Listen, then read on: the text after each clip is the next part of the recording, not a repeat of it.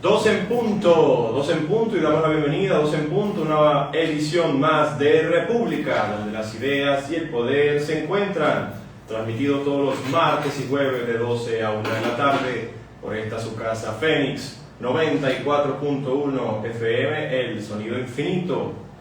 República conducido por un servidor, Rafael Botaro, productor nacional independiente 32763, acompañado en la comoderación por el rejuvenecido y recargado en el alma y económicamente también, Carlos Velázquez. ¿Cómo estás, Carlos? Bueno, muy bien, Rafael. Buenas tardes a todos. Gracias a quienes nos permiten llegar hasta ustedes por estas ondas hercianas, con las cuales nos encontramos todos los martes y todos los jueves. Bueno, el martes pasado no pude estar, pero la casa quedó bien cuidada aquí con Rafael. Me dicen que fue un programa de lujo, un programa a la altura, como siempre. Bueno, emocionado nuevamente de estar acá con ustedes en este día jueves para compartir pues, con ustedes, como siempre, noticias, análisis y opiniones.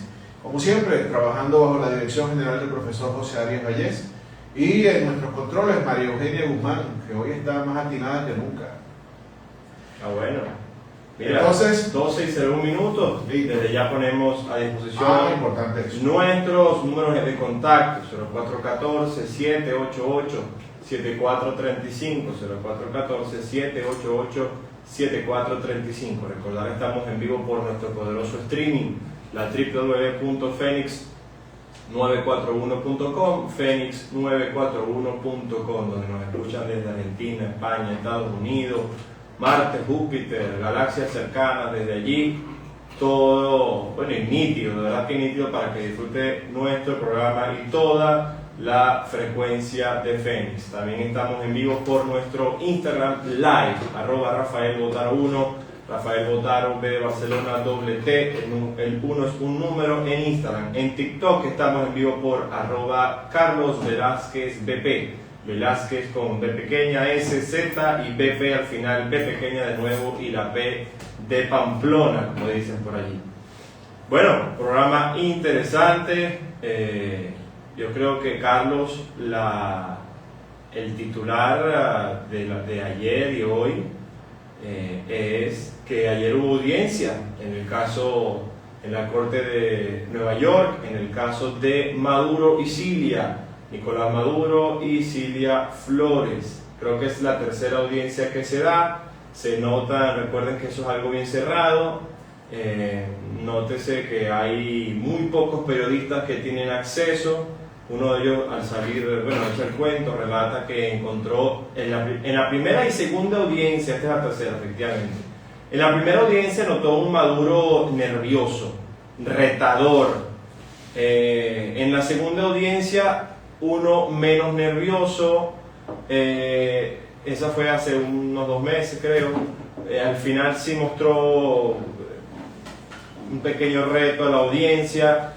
También es importante mencionar que hay público muy pequeño, y de entre la mayoría del público, además de algunos pequeños periodistas que tienen las credenciales especiales, hay algunos expresos políticos y refugiados venezolanos que están en Estados Unidos que, bueno, amanecen, no sé cómo es la cosa, pero hacen un sacrificio para ver de primera mano a Nicolás Maduro y entrar a esa audiencia. Bueno, una noticia es que ayer estuvo por primera vez un Nicolás Maduro tranquilo, no se notó nervioso, no veía a los lados, estaba más bien escuchando la traducción en el audífono, hablaba con su defensa.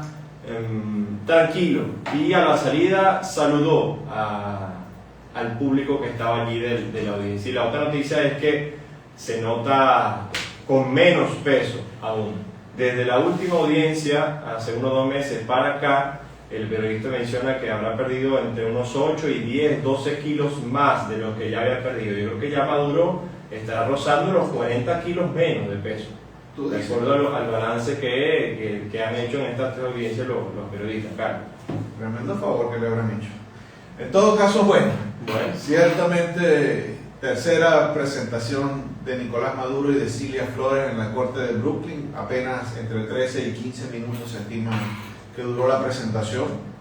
Ciertamente, a pesar del breve tiempo, hay mucha información, ¿no? Los asistentes cuentan que primero entre Cilia y Nicolás no hubo ningún tipo de comunicaciones, ni saludos, ni vistas, ni nada. Hay que entender que ellos normalmente no tienen conexión porque están inclusive en alas de cárcel femeninas, ¿sí? Sí, la parte femenina. Así es, entonces ellos no tienen una comunicación permanente o no tienen comunicación. De tal manera que verse después de tanto tiempo allí y ni siquiera, según pues, los asistentes allí, por lo menos no allí, uno no sabe si se vieron antes en el traslado, si de pronto tuvieron tiempo de conversar. Seguramente se vieron porque entraron juntos, pero conversaron. Sí, pero bueno, lo cierto es que en la audiencia los asistentes relatan que no hubo ningún tipo de contacto entre ellos. Ciertamente en la segunda audiencia cuentan que Nicolás se estiraba en la audiencia, se estiraba sus brazos, estiraba sus todo eso en el idioma, ¿cómo se llama? El idioma no verbal. Sí, entonces eso nota incomodidad. También cierta displicencia, ¿no? También cierta, digamos, el hombre estaba sobrado, en un ambiente en que domino plenamente, tan confiado me siento que entonces me estiro allí, o quiero mostrar que estoy relajado, que lo que está sucediendo ahí lo controlo, que estoy... Bueno, sí, no lo sé.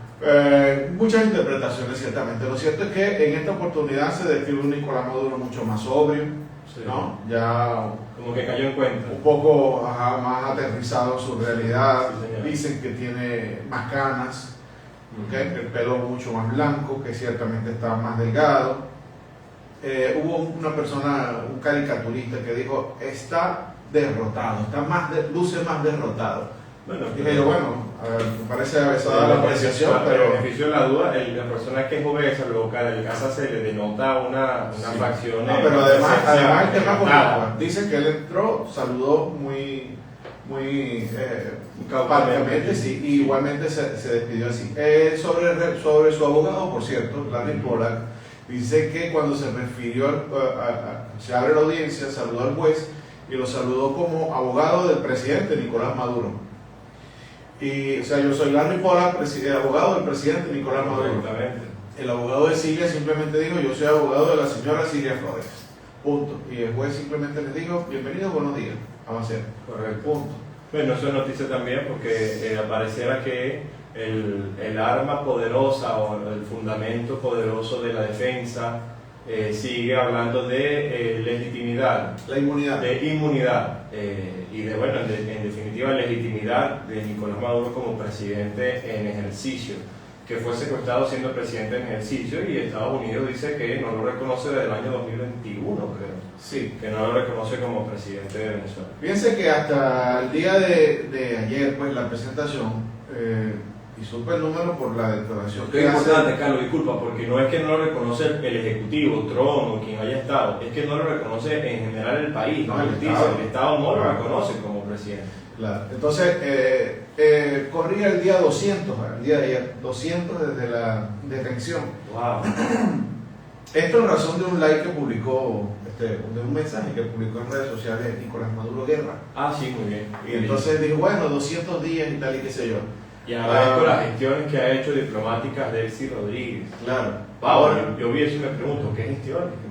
Si ya no, más bien ha quitado las vallas de liberen a Maduro y sigue. No, por cierto, en su misma cara le dijo, lo mejor que le ha pasado a Venezuela fue el 3 de enero. Totalmente. Palabras textualmente. Y hubo mucha burla, lo hablamos acá en República, porque la gente bromeó y compraron al camarógrafo, porque inmediatamente Delcy dijo eso y el camarógrafo giró a enfocarlo a Nicolás Maduro Guerra. Era un mensaje para él, pues en todo caso, decía él 200 días y tal, de la secuestro y tal y qué sé yo. Y resulta que la fecha tentativa, y esto es hasta ahora, ambas partes, sí, ¿no? El caso es el mismo. Ambas partes, el derecho americano es muy distinto en cuanto al tema del lapso en el derecho venezolano, ¿no? En el derecho venezolano todo está previsto, los lapsos están previstos en la misma norma, los mismos códigos procedimentales, procesales te establecen los lapsos. Allá, bueno, la cosa es distinta y las partes pueden ponerse de acuerdo inclusive en cosas tan delicadas como el inicio formal del juicio. Tenemos que puntualizar que las audiencias que se han dado hasta el día de hoy han sido con el objeto de preparar el juicio. ¿Okay? Entonces el juicio como tal y esto por acuerdo entre las partes, se estima para el día 7 de junio, prácticamente un año, que se sumarían a estos 200 días que ya tiene detenido. Estamos hablando de 350 más. casi 600 días, 550, 600 días, lo que tardaría en prepararse el juicio.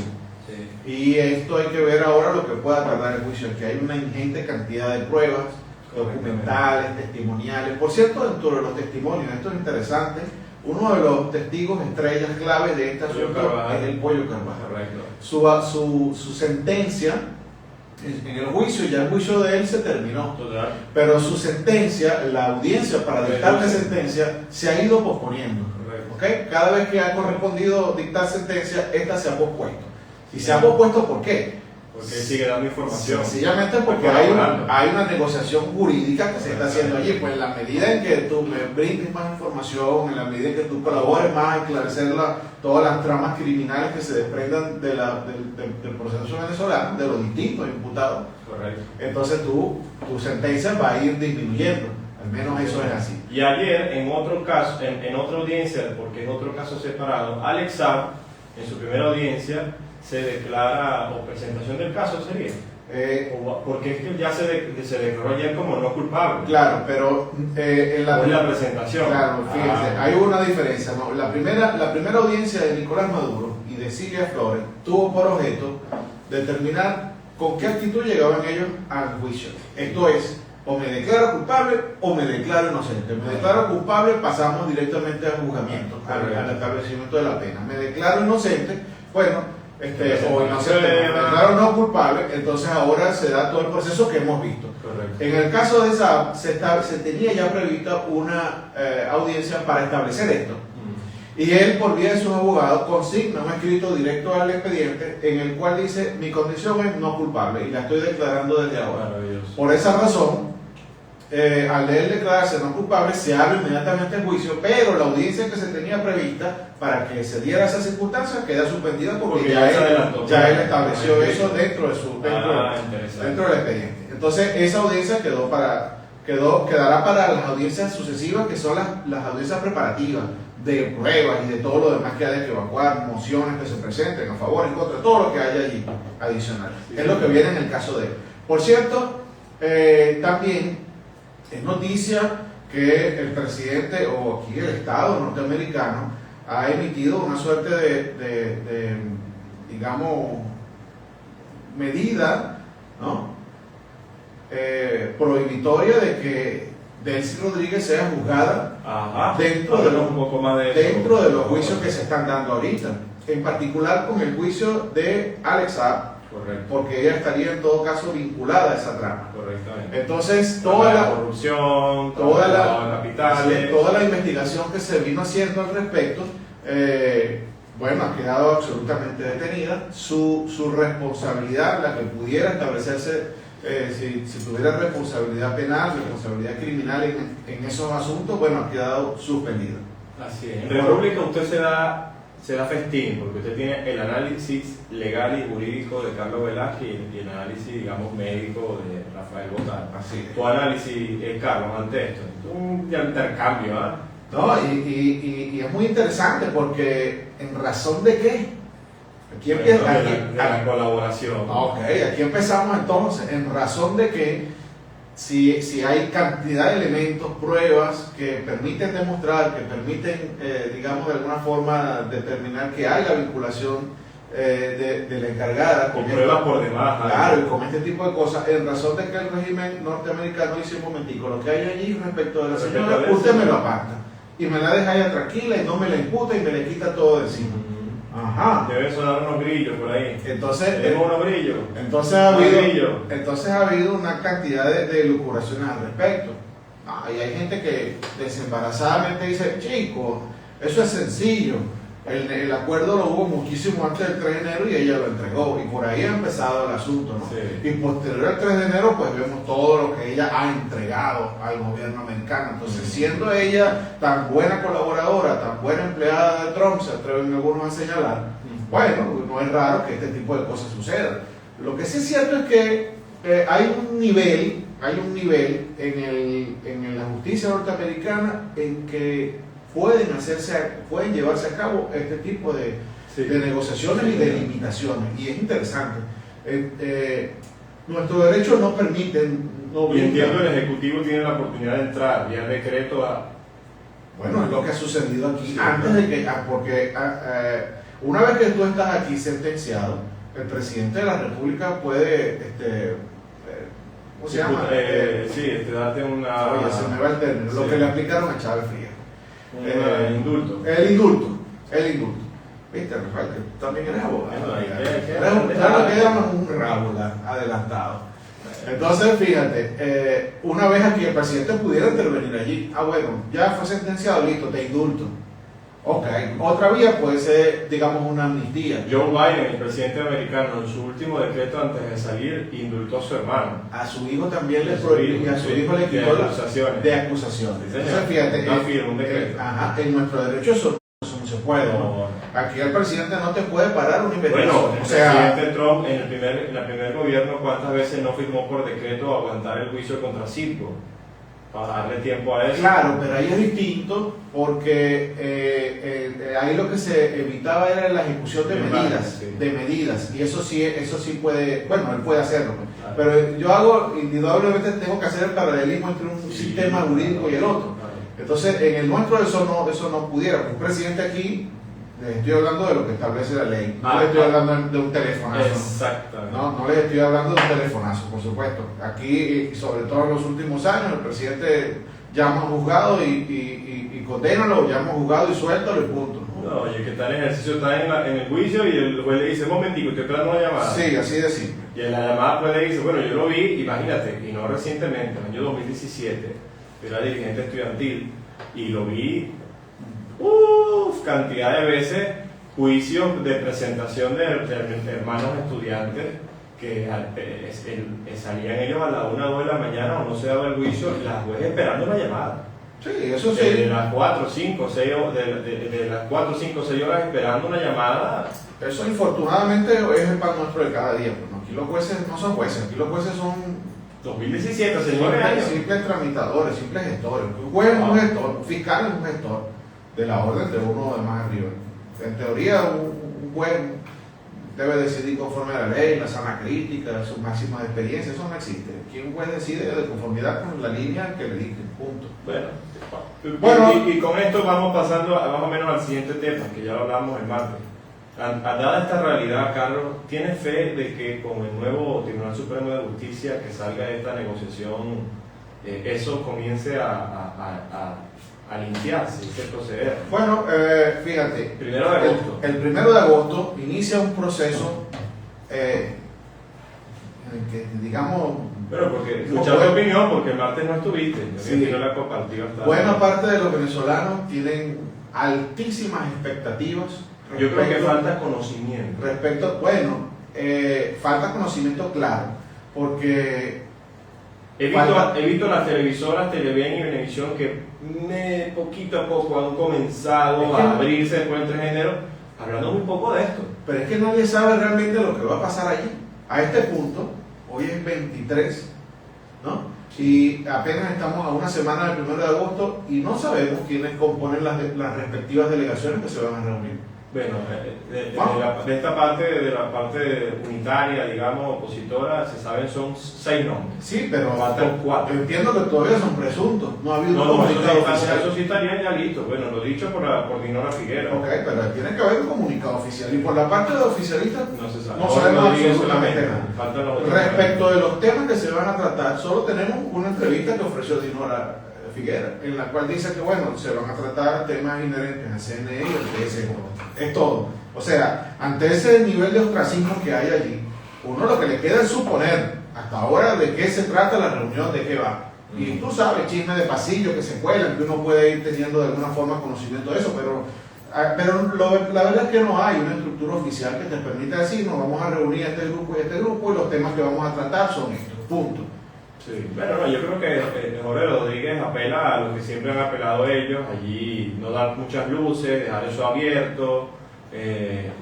Ya de por sí lo analizamos el martes pasado con nuestro invitado, debe haber resultado para él dentro de sus características y su actuar en los últimos años, que la seriedad, digamos, su palabra tampoco es que, pero bueno, debe haber resultado incómodo que el sábado dijera que no había lugar para que políticos se reunieran a hablar de temas políticos y de elecciones, pensando en el terremoto, pero 3 días después, exactamente 3 días después, acompañó, porque Dinora habló, a los 5 minutos habló Marco Rubio respaldando la ruta que anunció Dinora, y en cuestión de 20 minutos Jorge Rodríguez lanzó un tuit también y respaldó, llamando con nombre y apellido a las 2 asambleas nacionales, que va a atender la Asamblea Nacional 2015, y acompañarán esta mesa de negociación junto a Estados Unidos, que inicia el 1 de agosto. Eso ya tiene, yo creo que resultó incómodo, como les gusta a ellos, dejar eso abierto, y después por fuera los fake news bombardear.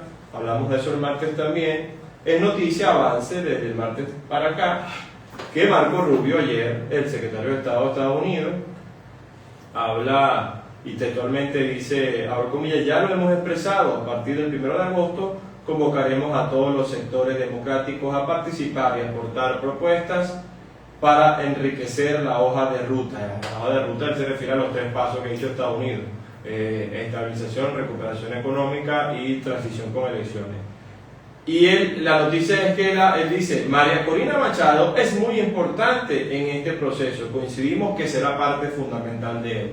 Pero esto lo analizábamos también el martes, es bastante atrevido, considero yo, quiero escuchar tu opinión, Carlos, algunos dirigentes políticos, bueno, hablando de que ella, poniendo en duda que ella estaría siendo parte del proceso o no, que Dinora tiene pretensiones de desplazar en el liderazgo, cuando ella misma Dinora ha dicho que no está interesada en eso. Es lógico, era lógico que María Corina iba a ser parte de este proceso, y bueno, y acá Marco Rubio lo deja de nuevo clarísimo, ¿no?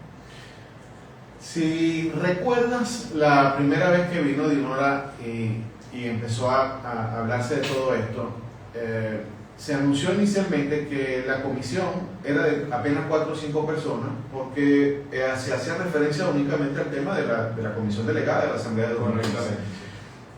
La semana pasada, pues cuando ya la cosa se vio un poco más formal, bueno, conocimos la queja de Henry Ramos. Fue una queja apoteósica, ¿no? Claro, pero que no pueden sacar a María Corina de ahí, tal y qué sé yo, que tienen que participar todas. Y ahora esta semana, una semana después prácticamente dijo, no, bueno, vamos a convocar a toda la fuerza. Entonces hasta ahora pareciera ser que la cosa se amplió. Marco Rubio casi dice, convocaremos a toda la fuerza. Entonces, lo que pasa es que fíjate, en ese oscurantismo no sé si esa ampliación de 5, 6 a 10 fue producto de la queja o era antes. Yo creo que era antes. No sé, sabemos. El único evento que yo siento que hubo después del primer anuncio fue la queja de Henry Ramos. Y una pataleta como esa hay que sencillamente atenderla. Seguramente que, además, pues claro, me parece justo el reclamo de María Corina de participar o de opinar en esto. O sea, ahora bien, entonces, bueno, convocadas todas las fuerzas. Ya el grupito de 5 pasó a ser un grupo de 10 por cada una de las delegaciones, y hasta ahora eso es lo que tenemos. Y a mí realmente me parece dentro de todo, me parece más o menos sano. Pero meter más gente se va a una asamblea. Ahí empieza la cosa. El gobierno norteamericano ha participado en varias mesas de diálogos. De esas mesas de diálogos se han desprendido acuerdos.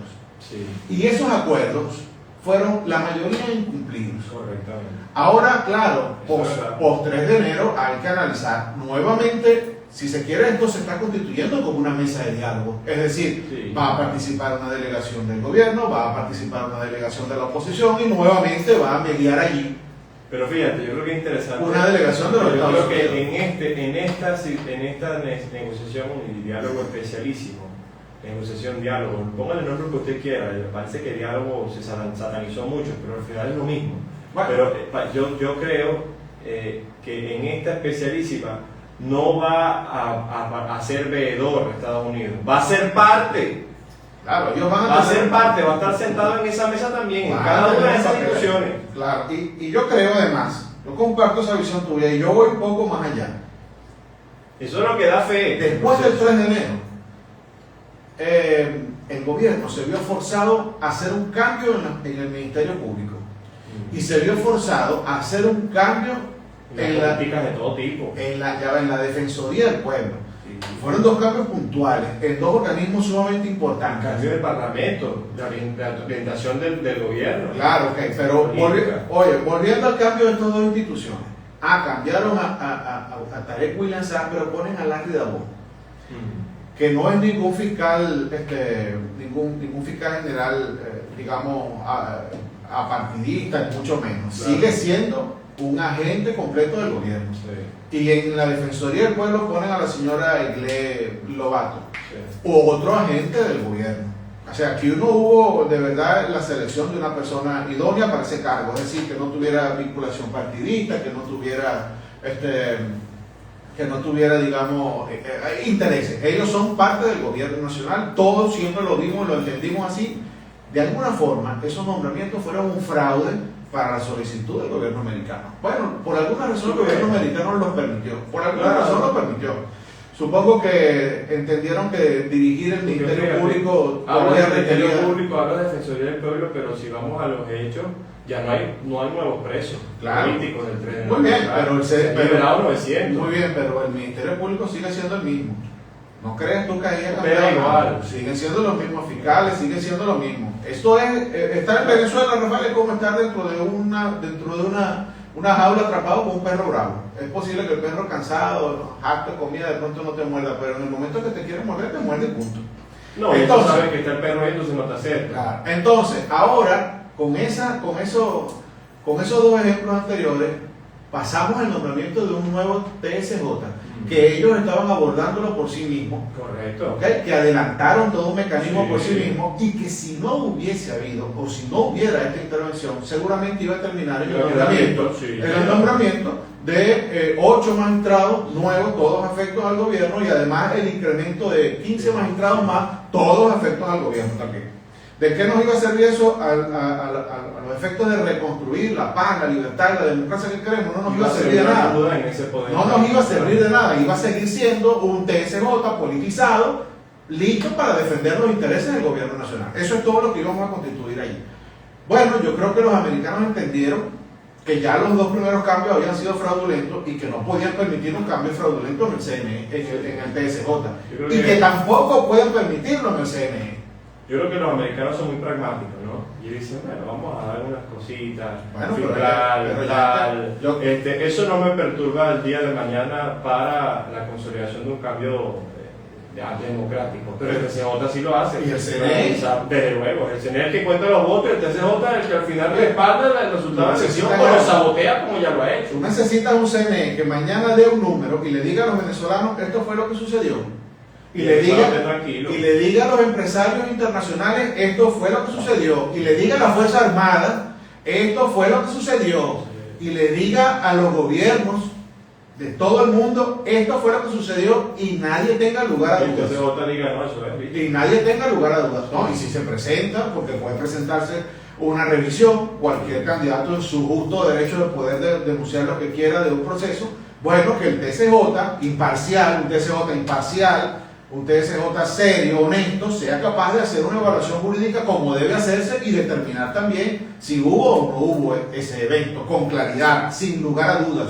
Tiene que ser capaz de publicar un fallo dirigido a todos los actores y a todos los interesados, que no deje lugar a dudas en el esclarecimiento de la verdad de lo que sucedió. Bueno, 29 minutos, lo cierto es que antes de irnos a la pausa creo que estamos comprando cotufas, ¿no? Para que llegue pasen estas 5 semanas, llegue ese 1 de agosto y comenzar a ver esa mesa de negociación que, insisto, Estados Unidos forma parte fundamental de él. Ya Marco Rubio, el secretario de Estado, adelanta que allí se van a tratar los 3 pasos que ha hecho Estados Unidos desde horas después de sucedido el 3 de enero, la captura de Nicolás Maduro.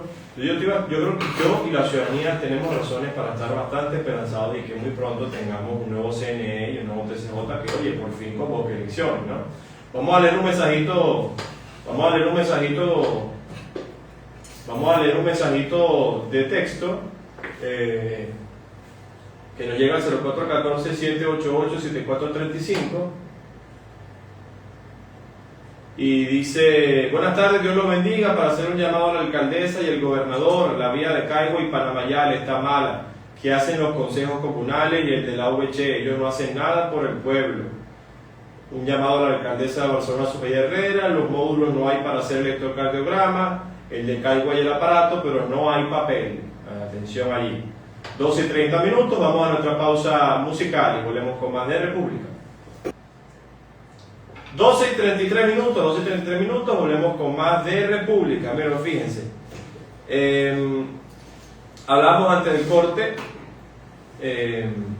lo que decía Marco Rubio, y Dinora Figuera acaba de lanzar un tuit directamente etiquetando las declaraciones de Marco Rubio. Dice, leo textualmente: como ya lo hemos expresado, a partir del 1 de agosto convocaremos a todos los sectores democráticos a participar y aportar propuestas para enriquecer la hoja de ruta.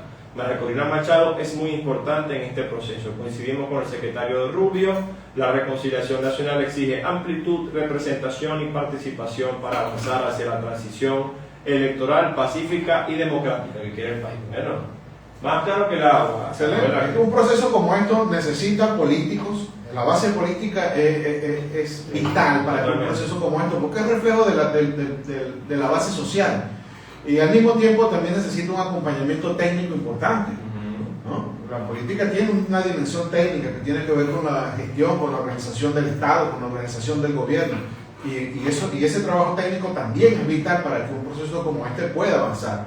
Además, porque claro que tiene que adelantarse una estrategia de pacificación, de reordenamiento, de todo lo que tiene que ver con las relaciones internas, con las relaciones internacionales con el Estado. Hay una cantidad de cosas ahí, de temas paralelos a la simple designación de 3 o 4 o 5 personas en el CNE o en el TSJ. Esto es mucho más complejo que eso.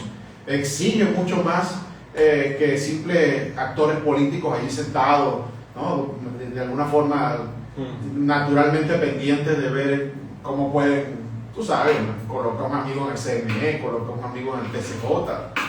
Los partidos se mueven con una perspectiva distinta, los técnicos con una perspectiva también distinta. Los distintos actores, cada uno viene con una perspectiva distinta, pero yo creo que al final todos son necesarios. Todos son necesarios, fíjate. Hablas del CNE. El CNE es un espacio netamente técnico. Sí. El que el día de mañana termine siendo rector, bueno, por lógica, eso es un cuerpo político, tiene que tener algún conocimiento político, pero sobre todo debe ser técnico. En el caso del TSJ, eso es un espacio para abogados. Necesariamente usted tiene que tener un estudio del derecho profundo, como mandan además los cánones allí, pero indudablemente tiene que tener algún conocimiento político. Pero hablando de la otra parte, en esta negociación, sobre todo creo que hay que ser político, sobre todo, porque sin duda va a haber la participación de Estados Unidos, la observación directa, pero al final cada delegación, la chavista y la opositora, va a plantear desde su punto de vista, desde sus intereses, y hay que tener mucha óptica, mucha experiencia para, bueno, que en orientación a lo que conviene de este lado, lo que conviene al final al país, y acelerarlo, porque creo que esto tiene que intentar ser lo más rápido posible, tener ese CNE y el CTCJ lo antes posible. El país no espera, el país quiere selección. Bueno, tener la habilidad, ahí sí entra la habilidad política sin duda alguna. En momentos de crisis de cualquier país, de crisis política, sobre todo es necesario ser político, es necesario entender los momentos y saber cuándo puedes torcer, que ese torcimiento pueda acelerar los procesos, en donde te tienes que empeñar con fuerza, aun cuando eso tenga una resistencia, ver si esa resistencia es viable, no es viable, porque por ejemplo lo estamos viendo muchísimo. Esperemos que ya termine. En Perú en los últimos 8 años hemos tenido como 20 presidentes. Sí. Es decir, para salir de esas crisis políticas hay que tener mucha habilidad política. El martes lo decíamos acá en República. Keiko ya asume, le entregan sus credenciales como presidenta, y ella tiene un reto en este sentido, hablando de lo mismo. Tiene un reto porque ganó por apenas 60.000 votos. Y el candidato que pierde, que es izquierdista, que tiene orientación medianamente socialista, dejó muchas dudas con reconocer o no a la victoria de Keiko. Bueno, ella ahora tiene que hacer un ejercicio pensando en su ruta de país que quiere plantear, pero también pensando en la otra mitad completa. El país se partió en dos, entender en dónde puede hacer concesiones y buscar, en definitiva, el interés mayor de ese país es que haya estabilidad, que ECO y esa gestión dure estos 4 o 5 años, no sé cuánto es el periodo allá, y que pueda ser correcto, que eso es lo que quiere el país. Mira, fíjate, vamos a leer unos comentarios, porque nosotros acá en República los leemos con detenimiento. El pasado jueves, que fue el primer programa que comenzamos a analizar este tema, tuvimos varios comentarios. Acá Noelia Fajardo dice: excelente, acá la mayoría de los venezolanos necesitamos que se limpie el CNE, TCJ y todos los entes gubernamentales de este país. No podemos continuar con un proceso que lo único que ha causado al país es daño.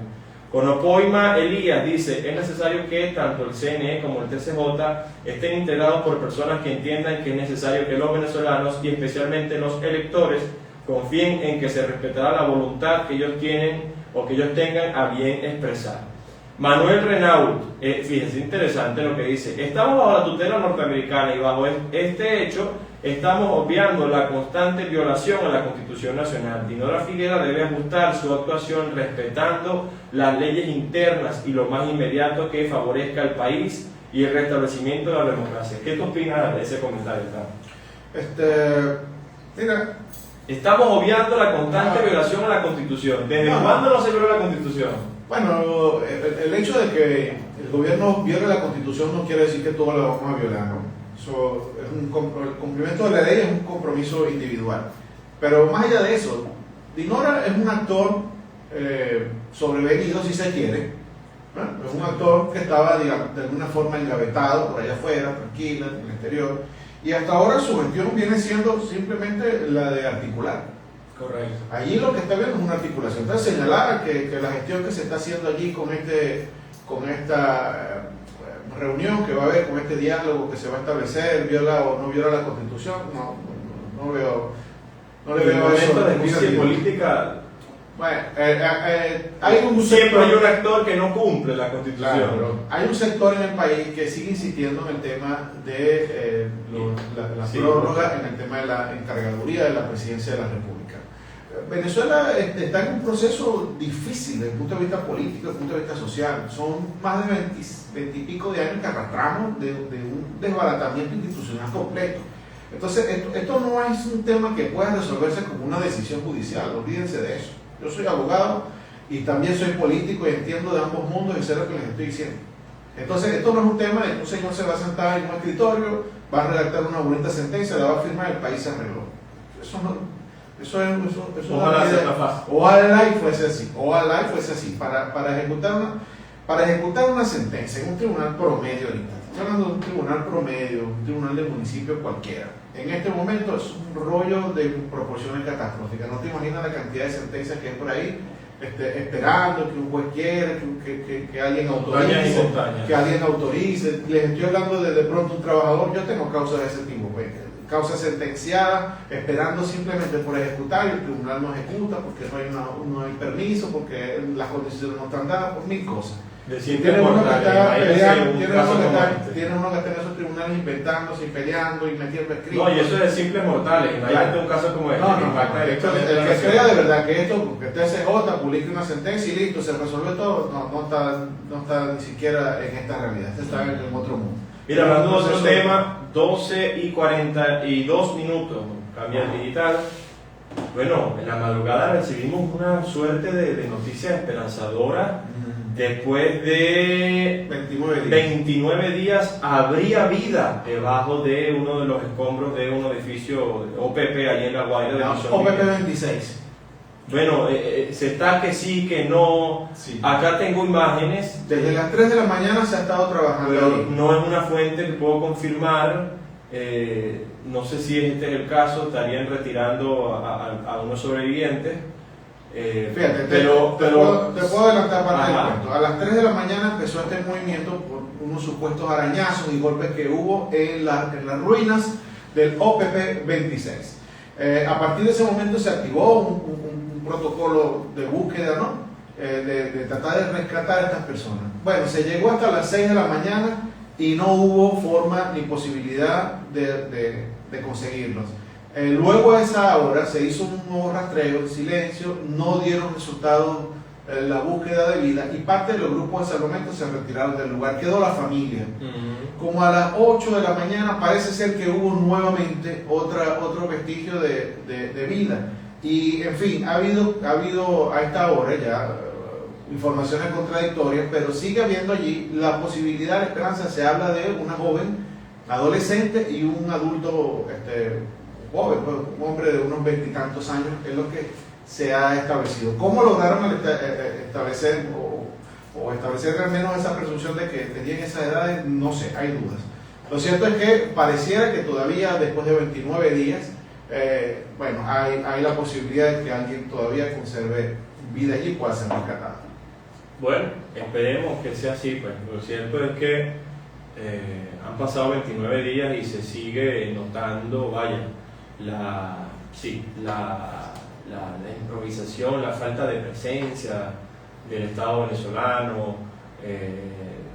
Seguimos viendo, ha pasado un mes y la gente con cabullas quitando paredes de construcciones. Aún hay muchísimos edificios que ni se ha podido llegar a comenzar a atender, a comenzar a quitar escombros, a comenzar a buscar, a ubicar familiares, cadáveres. Bueno, son una catástrofe, ¿no? Y bueno, y volvemos a hacer la invitación. Todo lo que usted pueda donar, acompañarnos. Ya hay muchas familias de damnificados acá en Puerto La Cruz, en Barcelona. Todo lo que usted pueda donar, alimentos, medicamentos, ropa. Estamos a la orden para llevarlos, incluso para buscarlos, para fundir el transporte sin problemas. Estamos acá a la orden. Mira, vamos con esa noticia, Carlos. 12 y 44 minutos. Se detuvo la tasa del Banco Central.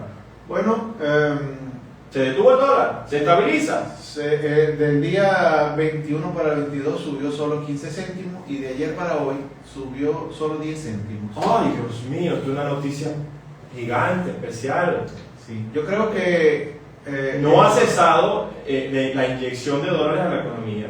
Hasta hace poco, creo que hasta 2 semanas. Vamos a ver resultados. Fue la primera vez en más de 8 años que hubo un traslado de dinero en efectivo, divisas en efectivo de los Estados Unidos a Venezuela. Te voy a ser sincero, han pasado después del 3 de enero prácticamente 6 meses, claro, 6 meses y algo, casi 7 ya. Y durante ese tiempo todavía el índice del dólar siguió creciendo. De hecho, en enero estaba creo que por 500 y algo, ¿no? Fíjate hasta dónde ha llegado todavía más.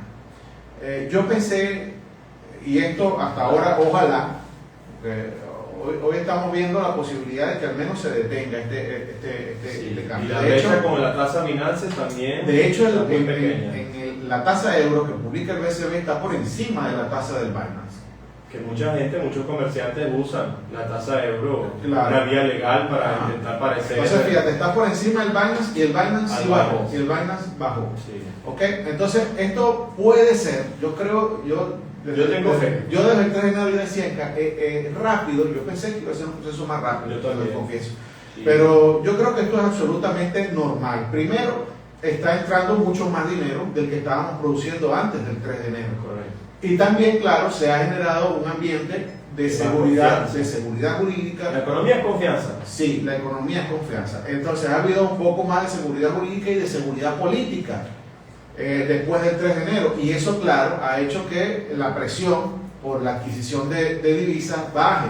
Sí. Y en ese sentido, oye, ambas cosas, menos presión y más inyección de dinero constante. Bueno, esto es lo que iban a... Y la política incide directamente en la economía. Esta noticia de la que hablamos hace un momento, el nuevo CNE y TCJ, va a generar, insisto, yo creo que falta un poco más de conocimiento en la sociedad venezolana de que esto ocurre y de las altísimas probabilidades de éxito que tiene. Pero esto va a incidir directamente en la economía. Sí. La gente, el venezolano es emprendedor por naturaleza y la queja era que te decía, bueno, me metí en un problema con un microcrédito con el Banco de Venezuela o un préstamo con tal persona, pero entonces no aguanto porque todos los días vendo, tengo que salir corriendo a comprar dólares a la tasa que consigo y no me da, y después el proveedor viene y me vende a tasa euro, a tasa Binance y tal. Bueno, puede estar el dólar en 1500, pero si está estable allí, ya es una certidumbre para la empresa privada. Así es. Bueno, yo... ¿Se detuvo en cuánto? Bueno, hoy está en 737,23. Bueno. Ahora, yo creo que esto, si esto se mantiene y empieza, digamos, a hacerse un poco más constante, él debería tender a la baja. Debería tender a la baja. Debería tender a la baja. Como bajó en los meses de febrero, claro, más o menos, comenzó a bajar. Claro, estamos también en el mes de También julio. había mucha expectativa. En el mes de febrero, post 3 de enero. Claro, pero fíjate, bajó. Estamos en el mes de julio. Lo que vamos a comernos, lo que vamos a vestir, lo que vamos a beber, lo que vamos a regalar y a comprar en el mes de diciembre, se empieza a importar en el mes de agosto prácticamente. En el mes de agosto, sí, señor, los vendedores se van a China, a India, ¿no? Sí, y empiezan a hacer, ahorita tan engorde. y empiezan a hacer sus negocios. Miren, necesito, no sé, juguetes, necesito Sí, ropa, totalmente. necesito esto. Entonces, en estos meses de lo que es agosto, septiembre, normalmente Bueno, en China, hay una presión. Siempre fue en China, pero Estados Unidos me decía, momentico, comprarme aquí un poquito. Bueno, ya veremos si ese mercado definitivamente se abre. Pero lo cierto es que en esos meses empieza a haber una presión importante porque, bueno, viene el periodo decembrino donde todos los comerciantes pues tienen que llenar sus anaqueles y estar listos allí para vender. Y Vamos a ver. El emprendedor, bueno, Y el emprendedor también, va a claro. hacer en diciembre también, más son inversiones. Claro, importantes. normalmente el emprendedor entra en este juego en el mes En de octubre, noviembre. noviembre. Sí, claro. Octubre, noviembre. Ya en diciembre, propiamente dicho, normalmente Sí, ya no hay ya va mal, ya no hay mal. ese nivel de exigencia, ¿no? Porque lo que te queda es, bueno, ese mes es para vender. Y volverá el centro de Puerto La Cruz a tener vida desde el 1, 2 de diciembre hasta el 31 de diciembre. Rafael, yo no tengo Todavía duda. hay alguien el 3 de enero buscando pan de jamón. Oye, superado esto, Venezuela se convertirá en su mejor versión. No tengo duda, de verdad. No, yo tampoco. Superado esto, nos convertiremos en un país Yo creo que ni también. siquiera el mejor momento. Oye lo que te voy a decir. Ni siquiera los mejores momentos que se vivieron en Venezuela antes del 3 de enero, toda la historia, se podrá comparar con lo que viene para el país. Amén.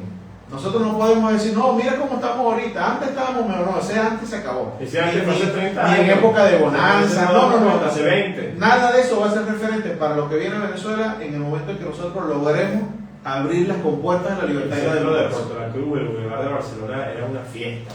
Todo Bueno, el mes de diciembre. Volveremos a esa fiesta. Y yo creo, para terminar este tema, que Estados Unidos también se dio cuenta de que el país necesitaba confianza, tanto en la economía interna como en la inversión externa de empresas americanas. Por cierto, allí en noticias de una empresa americana también pelea por entrar a invertir en el mundo eléctrico venezolano. Bueno, acaba de firmar, ya se hizo una firma, ya entiendo que a un contrato ya, porque la primera firma que se hizo entre General Electric Vernova era un acuerdo de entendimiento.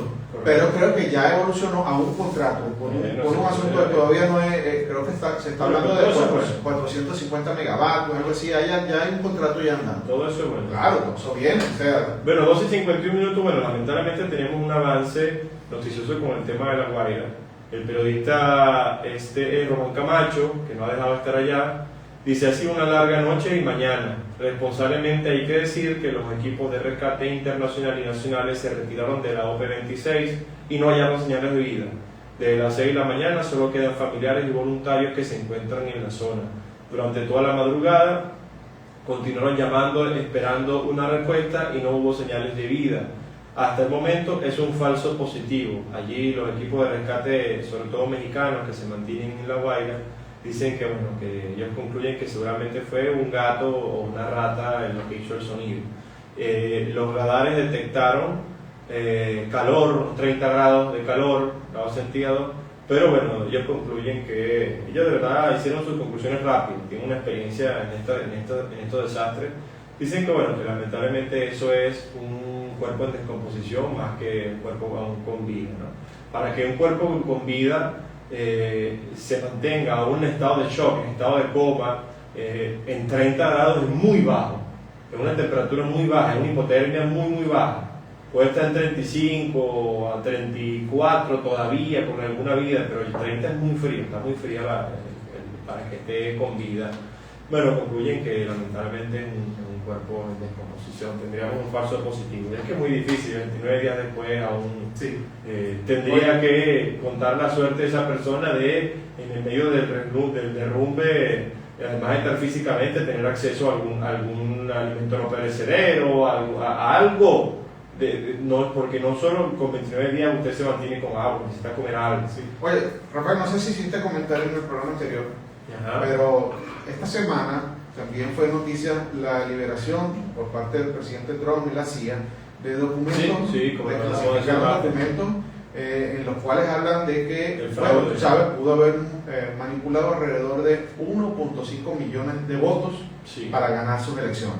Sí, señor, sí, hablamos de eso. Y hay toda una cantidad de Esa pruebas. es la elección de Chávez contra Capriles 2012, pero hay información y conclusiones de todas las elecciones luego, incluso de antes, incluso ese análisis habla de manipulación de votos desde la elección contra Rosales Sí. en el 2006. Así es, y se desmitifica por completo aquello de que Chávez era el gran líder que era. Sí era, pero hay o sea, duda, sí era, pero hay duda en la cantidad de votos. No, Lo no. que, O sea, esto- aquello de 10 millones por No, noche, eso ¿cómo empieza, saber? empieza a describirte una sociedad que estaba absolutamente dominada por redes sociales, primero, por redes de comunicación y por la fuerza, desde tiempos tan largos como prácticamente el año 2005, que fue Rosales, ¿no?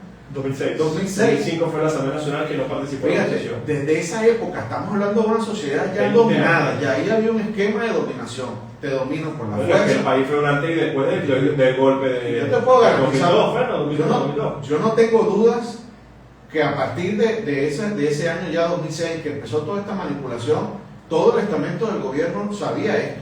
Esto no era un Claro, tema, y esto no era un Rodríguez tema- no era presidente del CNE. Claro, o sea, las Fuerzas Armadas conocían esto desde este momento.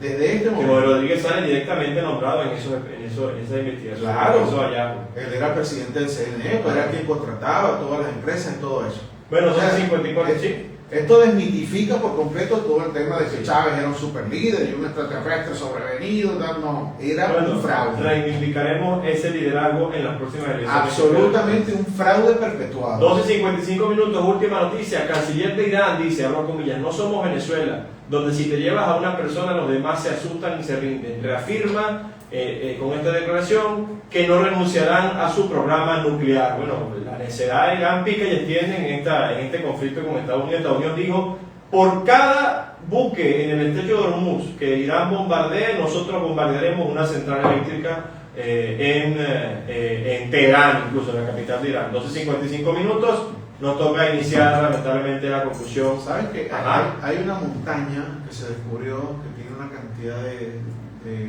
instalaciones militares adentro? Sí. Y se está planteando el ejercicio para demoler por completo la montaña. Ah, bueno.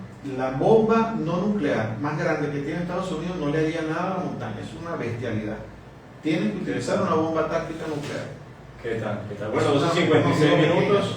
Iniciamos la conclusión del programa de hoy, sin antes invitarlos al próximo martes, en donde tendremos una edición más de República, donde las ideas y el poder se encuentran. Saludamos al director de nuestra emisora, el profesor José Ariel Vallés, en los controles María Eugenia Guzmán. Se despide Rafael Botaro, productor nacional independiente, con el número 32763. Y Carlos Velázquez, como siempre, un gran placer acompañarlos, brindarles todo este trabajo que preparamos con inmenso cariño a través del dial de 94.1 FM. Agradecemos a quienes se conectaron con Sí, nosotros sí, a través sí. de Seguimos recibiendo mensajes.